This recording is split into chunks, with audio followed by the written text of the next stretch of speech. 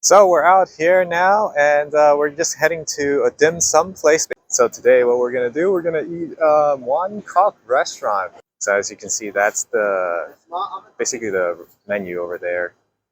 It's a dollar US in the first one. So you see $1, $1, $2. So what I'm gonna get is gonna get the chicken bun with sausage and egg. That's a lot bigger than the little chicken bun, and then I'm gonna get some chicken dumplings, which is shu mai in Chinese. It's 80 cents per piece. This is what you call dim sum. This is the menu for dim sum, but then they have a separate menu for lunch. It's all the way over there, but we're not getting anything for that right now.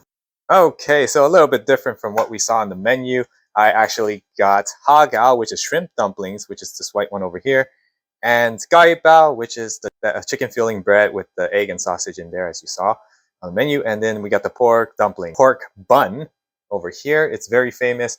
We're gonna show you each one of these items as we eat them. All right, let's get into it. All right, let's start off with the gai bao, which is a chicken bun. So yeah, let's get right to it.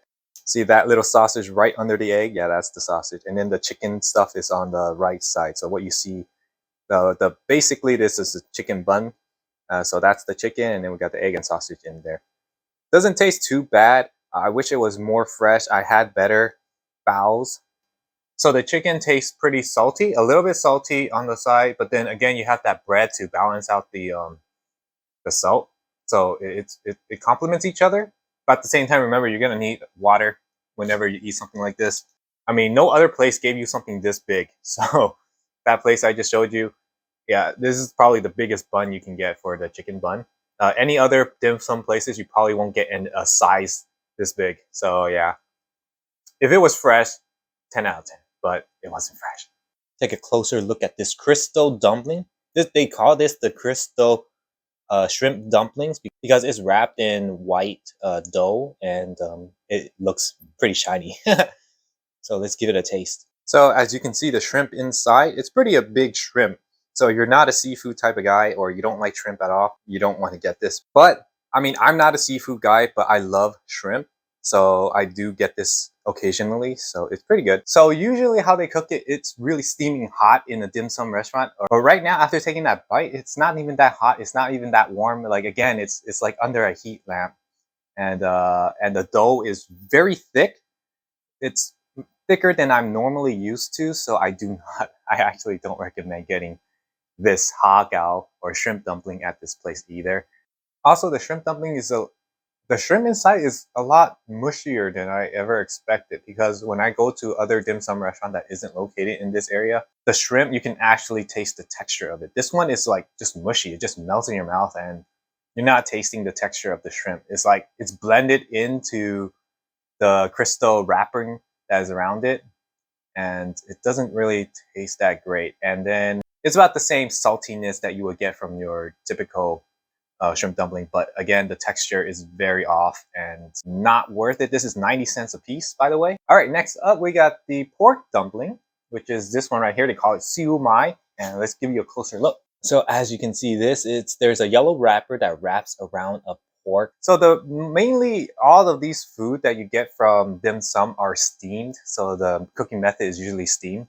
And yeah, if I were to reheat any of these, like if you were to save these for later, you would probably just re-steam them. But let's give the siu mai a little taste. There it is. So it's just full of pork, and that's basically it. I think that's all it's made out of. And you just get this yellow wrapper around it, and then there's a little mushroom, I think, on top or something like that. But other than that, that's what you get. So as far as taste, another disappointing item on the dish. It's not hot. The texture is as mushy as the ha gao that I just ate, or shrimp dumpling. Normally, due to inflation, this would go for around $1 and a couple of cents, like 20 cents, $1.20 for one piece, by the way. So this costing 80 cents, I guess it makes up for it. But yeah, no.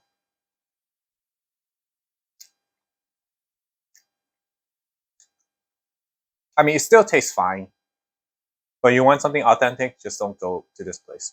Sorry, but it's not that great. And also, the texture is very hard. Like normally, pork dumpling or siu mai, melts in your mouth when you like eat it, right? But this one is like super hard. Like you got the texture of a freaking rhino here. Like, oh my goodness, I can't even cut it with my fork.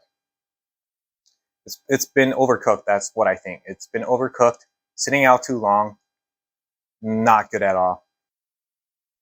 Next up, we got the glazed pork bun. So here it is. Let's get a closer look.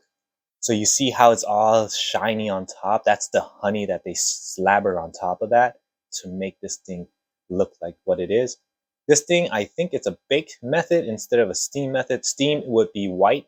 This is baked. So you get a brown exterior bread, then you were to get a white one. So the gai bao that I showed you at first, the white one, normally pork bun would be in that one if you want it steamed. But if you want it baked, this is what you would get. The baked one is better in my opinion. That's why I got it. So let's see how it tastes. So that's the inside of the pork dumpling.